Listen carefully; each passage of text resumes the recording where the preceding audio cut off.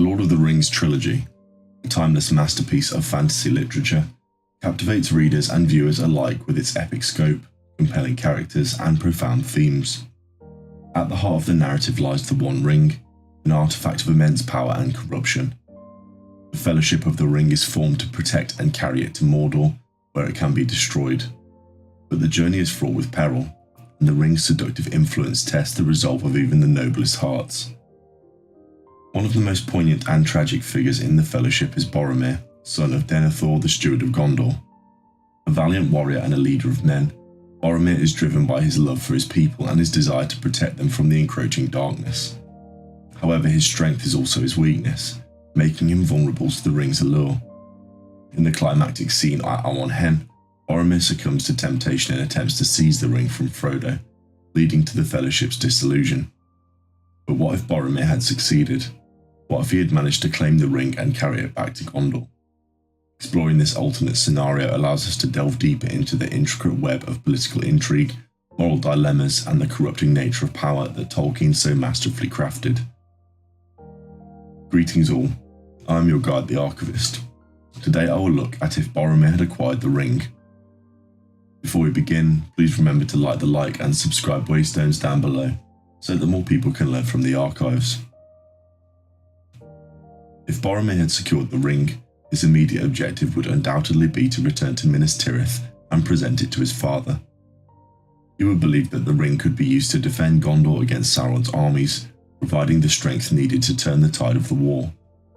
Denethor, desperate to save his kingdom, might initially be swayed by Boromir's arguments. He might see the ring as a last resort, a powerful weapon to be wielded against the Shadow. However, the ring's influence would quickly begin to manifest. Boromir, though initially driven by noble intentions, would find his thoughts increasingly consumed by the ring's power. He would become secretive, possessive, and increasingly paranoid. The burden of bearing the ring would weigh heavily on him, twisting his perception and eroding his judgment. Denethor too would not be immune to the ring's influence.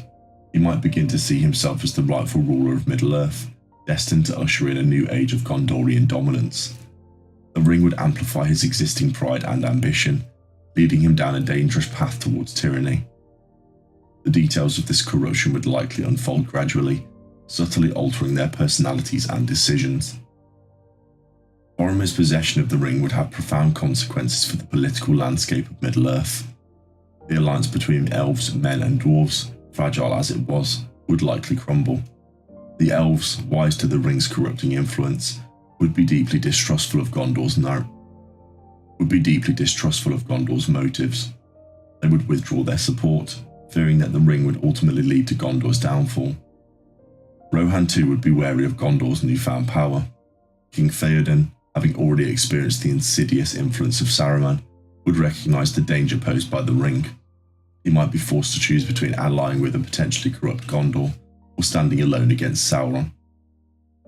The absence of the Fellowship would also have significant ramifications.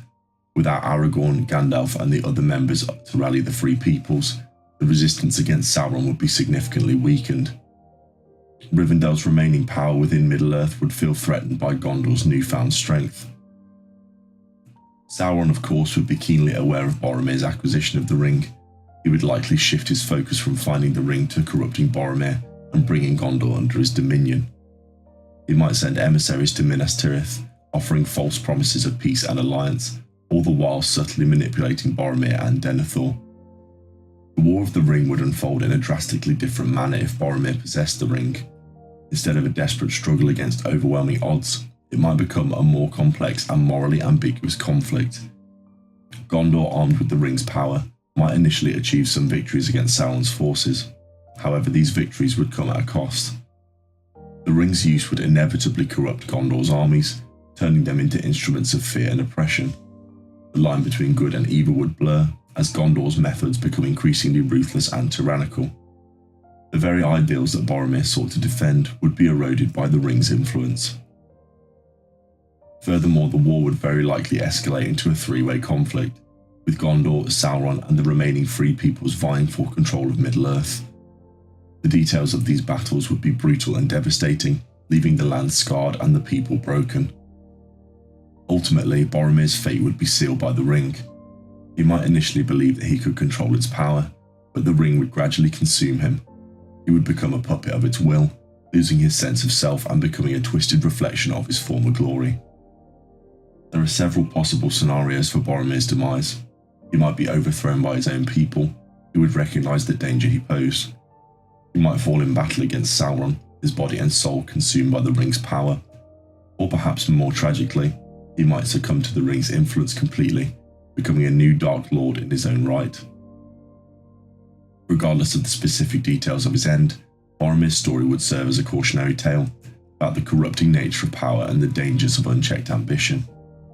He would be remembered not as a hero, but as a tragic figure who ultimately succumbed to the very darkness he sought to defeat. He would be a character stuck between being a noble hero and a fallen tyrant. The what-if scenario of Boromir possessing the ring paints a grim picture for Middle-earth.